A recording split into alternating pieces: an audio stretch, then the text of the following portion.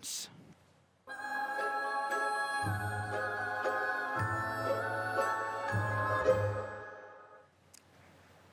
Bienvenue pour la conférence de presse des membres du jury et des présidents du jury de ce 68e Festival de Cannes. Bonne conférence à tous. Oui. À côté. Ouais. Dites-moi. Non, ça va.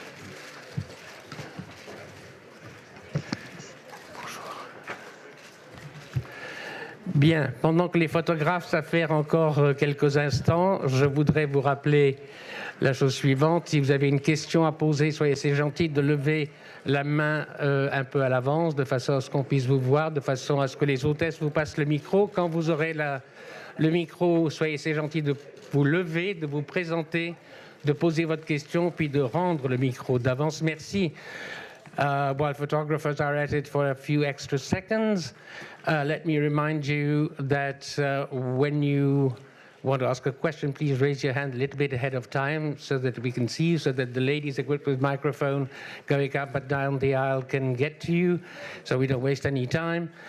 When you have the microphone, please stand up, introduce yourselves, ask your question, sit down, and give the mic back.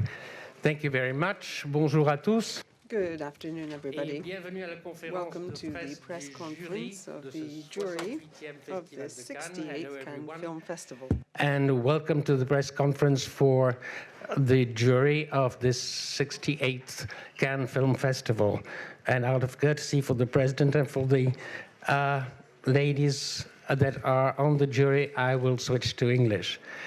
Allow me to introduce the members of this panel of the jury. I will start ladies first. Ever since she was discovered in a Madrid cafe by Pedro Almodovar, she has become an icon of Spanish cinema, strike that, of European cinema, strike that, of international cinema, bringing to every project that she's in very specific, to quote her directors, brand of zest of insanity and zaniness. Miss Rossi de Palma.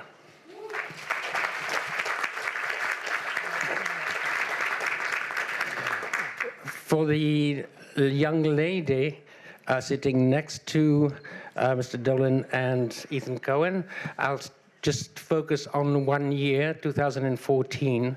She appeared in Foxcatcher, which was in Cannes, and in American Sniper, Clint Eastwood's American Sniper. And just to keep busy, I guess, since then she took over the part of Sally Bowles on Broadway in Cabaret, Miss Sienna Miller.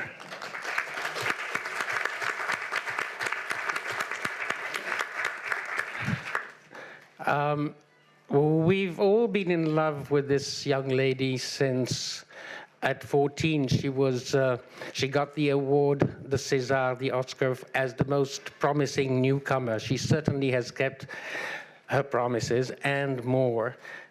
She has, how shall I put it?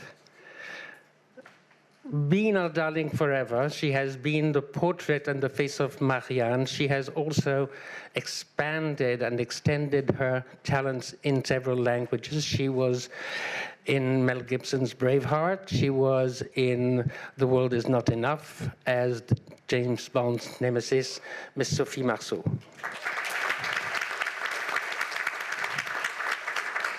I must add that within the last decade, she also doubled up as a film director. So, actress and director, Sophie Marceau. The mystery lady on the jury is not an actress, and now that we see you, I really wonder why. You're an author, you're a lyricist, you're a composer, you're a singer.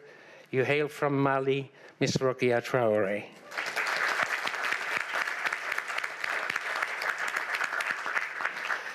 Sitting to the right-hand side of Miss Traoré, I'll just mention a few films.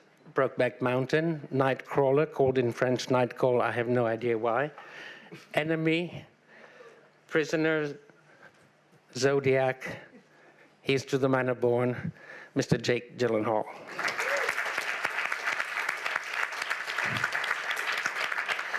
At the far end, on my far end, left end, he made his movie at the age, first feature film at the age of 21. But he came to our attention with Chronos, which was shown here in Cannes at the Semaine de la Critique. Since then, he's had films that were notable: Devil's Backbone. Thank You, and Pan's Labyrinth. But you can also throw in the mix Blade 2, Hellboy, Hellboy 2, The Hobbit, which he co-authored. I could go on forever. Mr. Guillermo del Toro.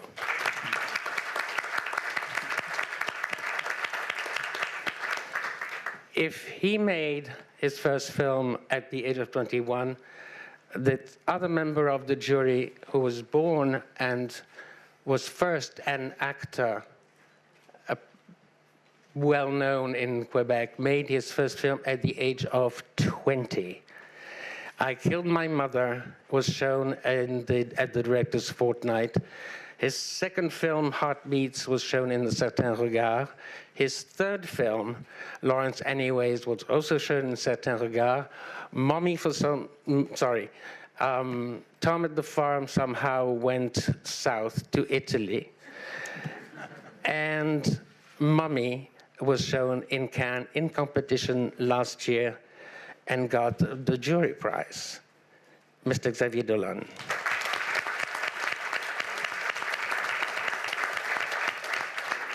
Finally, they've been here at least 9 times. They collected Cannes Awards right and left. The apex year perhaps was 1991 when they got Best Film, Best Director, Best Actor for Barton Fink, Joel and Ethan Coen.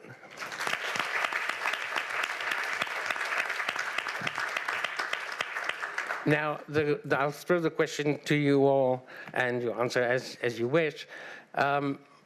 When you were invited, when you got the phone call or the letter or the email to come to Cannes and be on the jury, what was your reaction? Beyond, I was honored, I was thrilled, I was flattered. Did you freak out? Did you panic? Watching 3 movies or 4 movies a day, ouch. And then we'll have to judge, say this one is better than that one, ouch, or yay.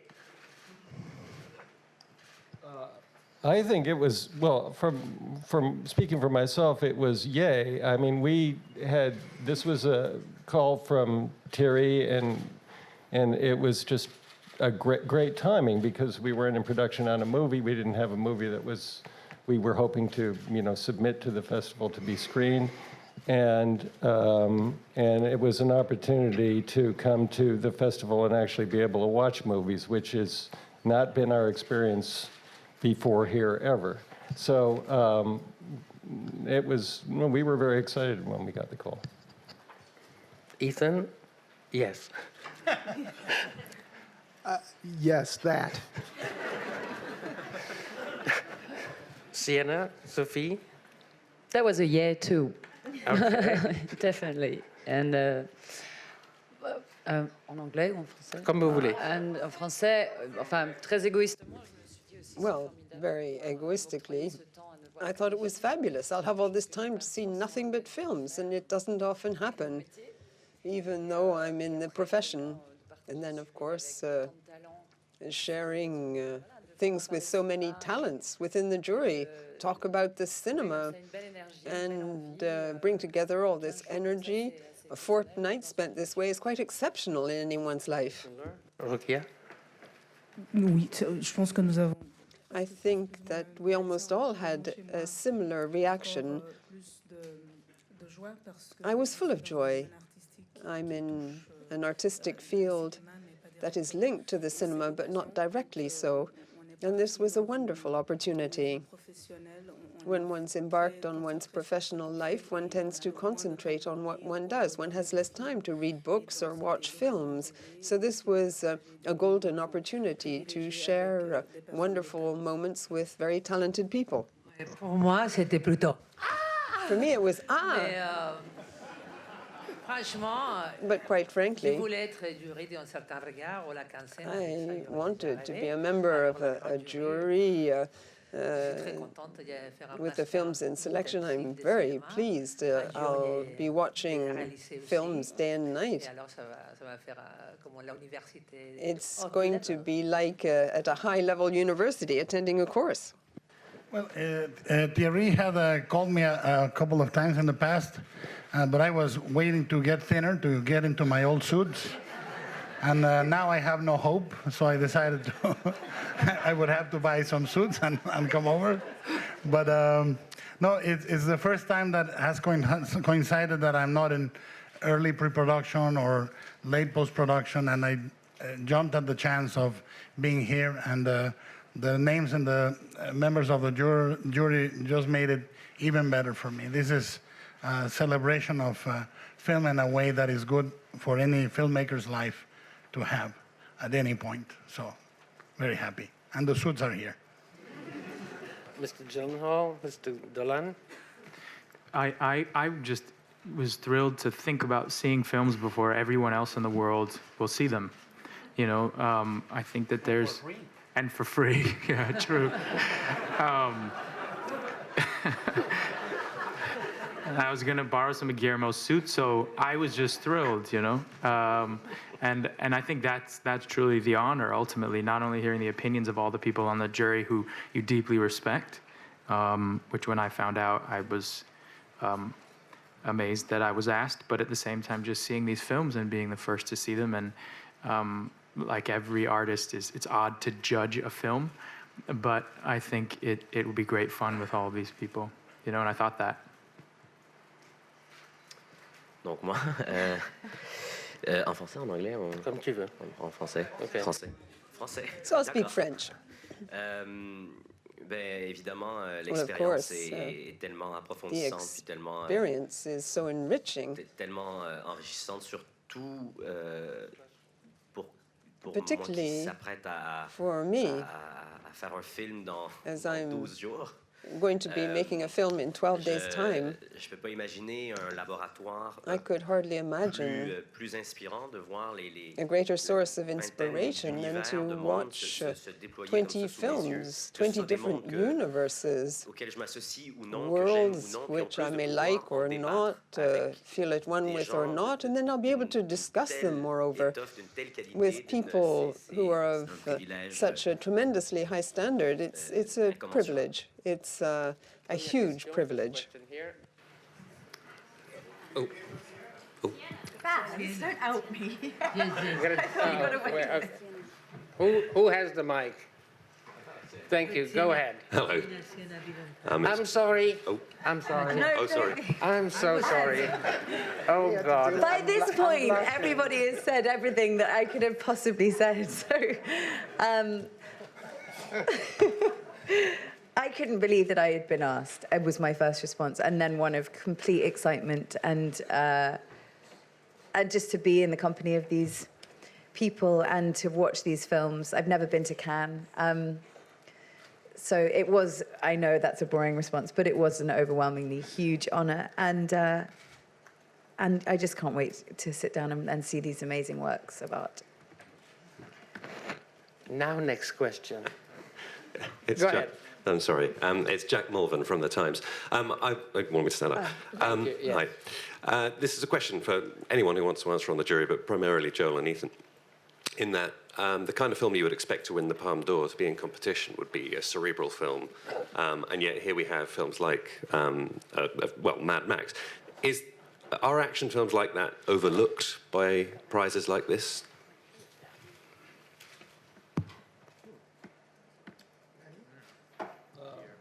It's not in competition. Yeah, actually, that's not in competition, is it? No. Yeah. Mad Max. Yeah, Mad Max. So apparently, yes, it is.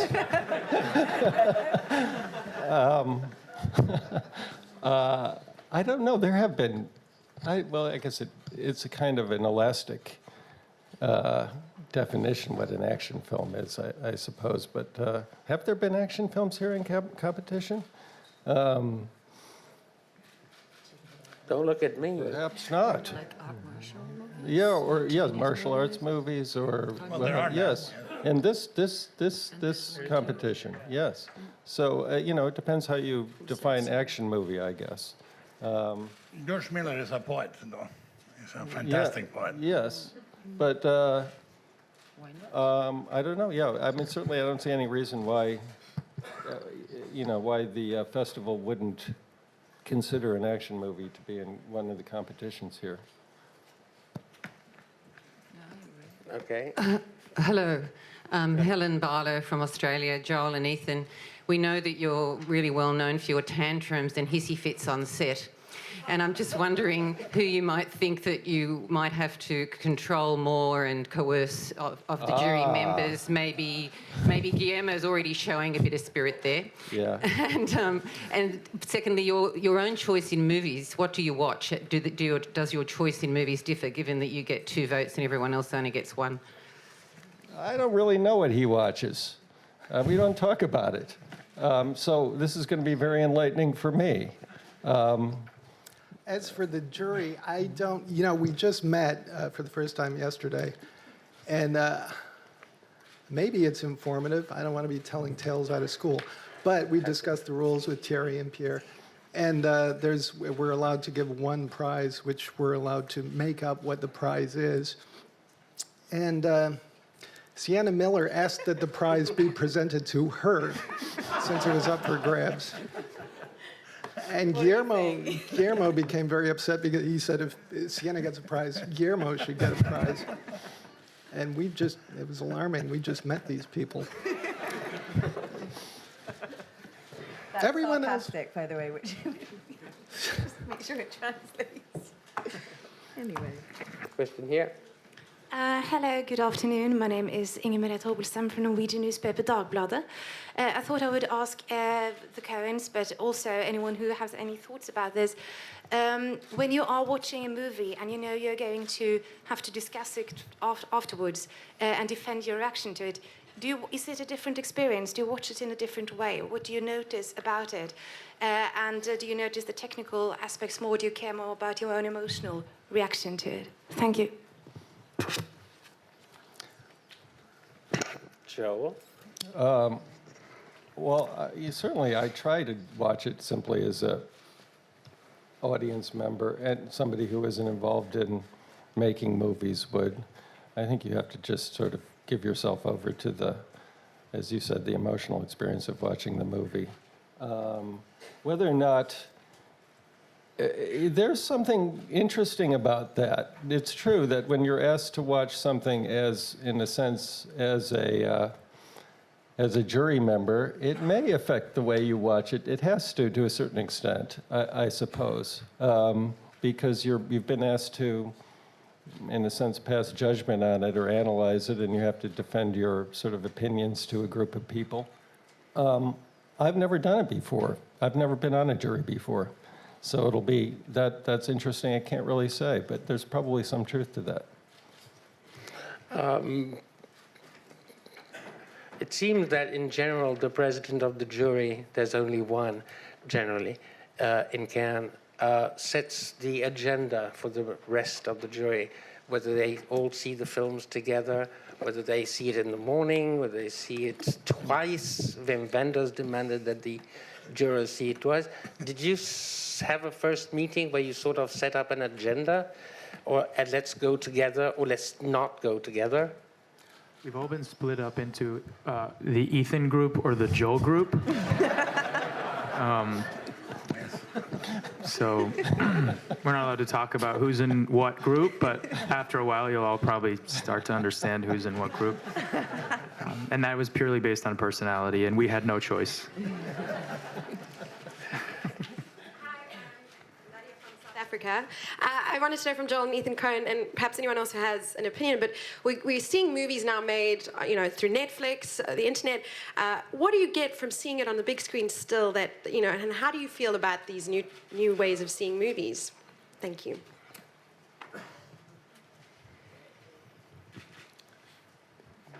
Well, it's, you mean, how do we feel about people watching Lawrence of Arabia on their iPhone?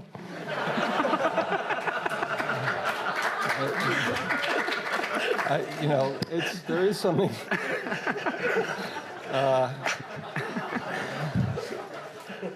For or against? Yeah, for or against. No, there's something special about sitting in a cinema with a big crowd of people and watching a movie on a 80-foot screen. There's just nothing can compete with that, and that's something that film festivals like this keep alive. So, it's great. Go ahead. Peter Walhut, German Television. I have a question to Mr. Joel Ethan Cohen. You mentioned an interview with Le Monde, I think it was. You really don't like television, and you're not really into TV series like Fargo, but you really prefer a decent, normal film. Could you elaborate on that? I felt a great sympathy for that because everyone is so hyped up about American TV series, and I'd be curious to hear what you think of it. I'm not sure we said, well, okay. I don't think you can't fight City Hall. I doubt if we said that because I don't think that. It's not even that I don't like TV. I just don't watch it. It's a little alien to me. The whole, I haven't watched a television show in decades. So it's not that I'm sort of have a position on it. I don't think either of us do. It's just something we're sort of alienated from. You're going to get me in big trouble, by the way, because my wife just did a miniseries for HBO. Yeah, I think it's more that we don't watch a lot of TV. It's not that we don't like it or we have, there's lots of great stuff being done on television right now, but it's not the furrow we're sort of plowing. It never have. So, it's in our minds, it's a somewhat different thing, not better or worse, just different. Question, there. Who has the mic here? Go ahead. Hello, my name is Jan Lumholt. I'm from the Swedish daily newspaper Svenska Dagbladet in Stockholm. I have a question for as many of you who has a relationship of any kind to my countrywoman who is behind you and around you and will be for the next 11 days as the official poster. Can you just give me a few words of your relationship, if any, to this actress? Thank you. I'm Swedish.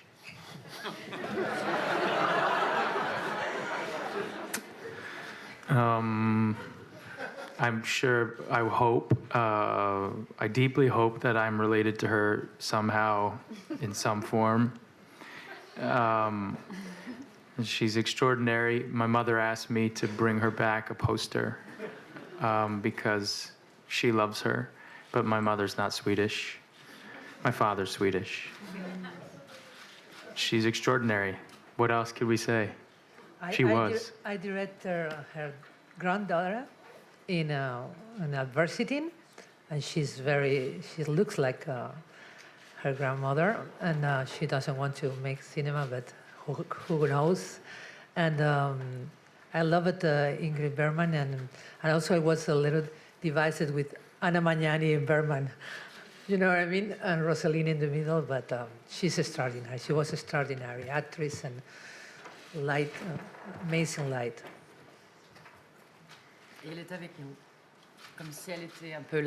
And she's with us. It's as though she was with us here today, still alive, like a white angel, looking towards the future. She lived on love and the cinema throughout her life in a very balanced way. The cinema is magic because we see again people who have actually left us but who remain with us. She's somebody that I have loved and idolized and sort of grown up appreciating. So I think we're all in awe of her as an actress, and what a beautiful picture to have to represent the festival. For me, she's integral to my idea of Hitchcock, and she was a pathway to Hitchcock for me. And I marvel at how luminous and powerful and strong she is as a presence in the screen, and how natural and at the same time the epitome of being a movie star. And the fact that she was on record about Notorious of finding the character immensely boring as a character, but that she played so magnificently. So she is a unique star in the history of cinema. She's truly, truly amazing and powerful as an actress. Xavier? Oh God.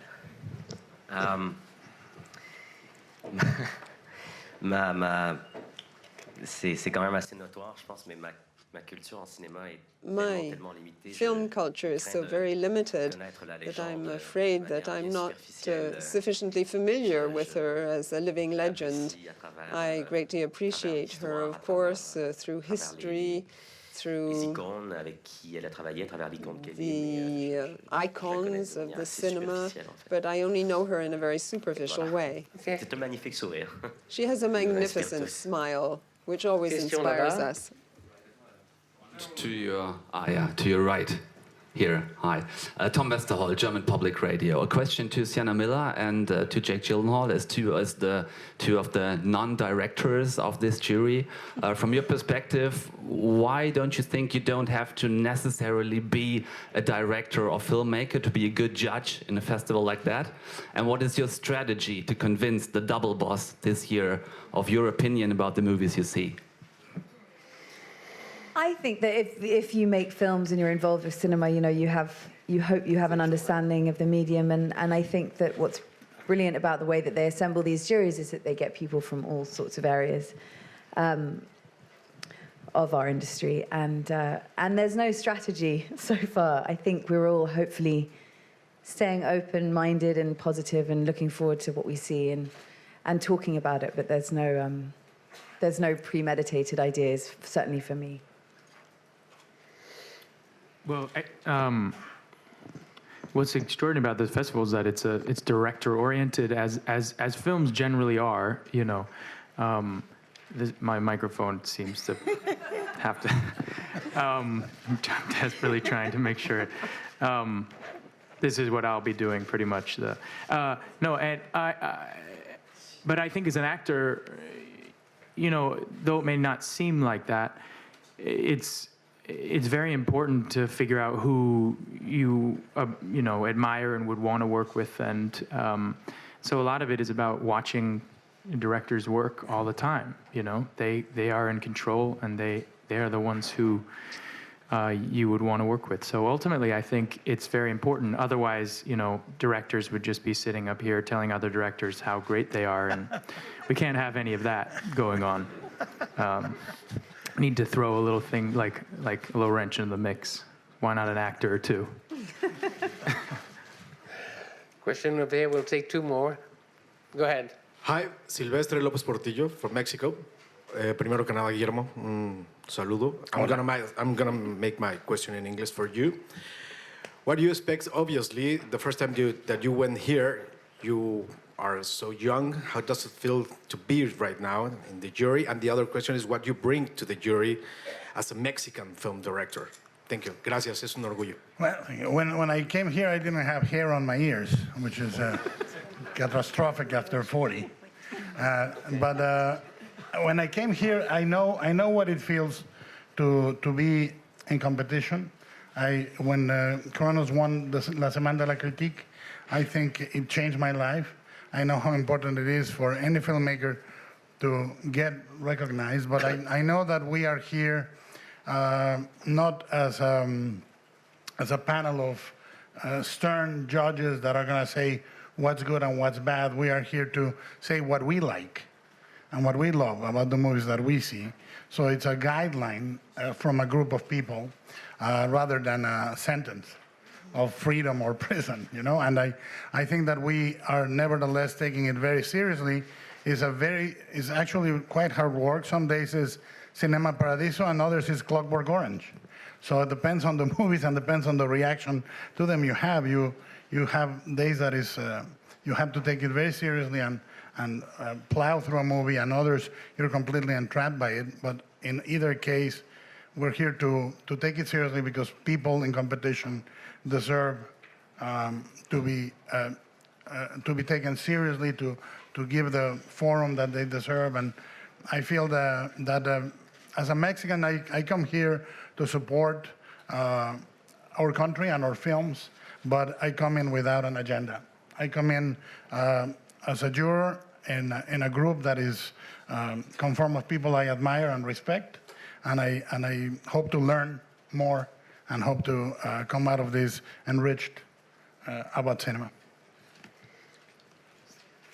Okay, one here. Go ahead. White T-shirt. Who has it? Yep. Okay. Hi, Jason Gorber from Cineplex and Twitch Film.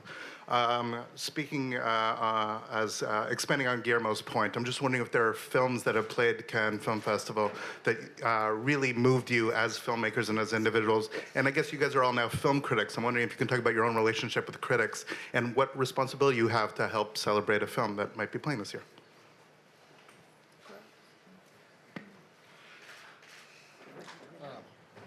Well, I don't think we are film critics, exactly. I mean, we're here to reach a consensus on which films that we see here that we all enjoy, we all think sort of agree are amongst the best in the sense that we've all gotten the most out of them, and we can agree on them being not necessarily establishing what the best film is something which is, to a certain extent, sort of, I think, anathema to artists, especially when they have to pronounce on their own art form. And I think part of what was discussed with the jury in general is that we're not exactly critics here. It's not about, we hate this is what somebody did that we can't stand, as opposed to what are the things that we actually really liked and we want to celebrate. And that's more how I think we see our function here. So as far as our own relationships to critics, that's a subject I'd rather personally not get into. One last question. Go ahead, sir. Jean-François Bélanger de Radio-Canada. Ma question est pour... I have a question for Xavier Dolan. You've often come to Cannes. Sometimes you had wonderful surprises, sometimes you were frustrated. So you probably have a sort of an ambivalent relationship with the jury. Now you're on the other side of the fence. How do you view your new part? Well, as you've just said, of course, the frustrations or the disappointments of the past aren't that all that numerous, in fact. I've been treated very well in Cannes. It's always been a magnificent experience for me. The idea of being member of a jury is something totally new for me. It's a unique experience. This is not necessarily very original, what I'm going to say, but as stated, I'm here to see films as a cinema buff. I'm going to watch them with my heart. I'm not going to put them in categories or criticize them. My responsibility is a very simple one. It consists, as a person, in saying what really touches me. Whether something is more intellectual, art house, or what have you, that doesn't matter. The film is either good or not. I'm afraid our time is up. Ladies and gentlemen, thank you very much for being here.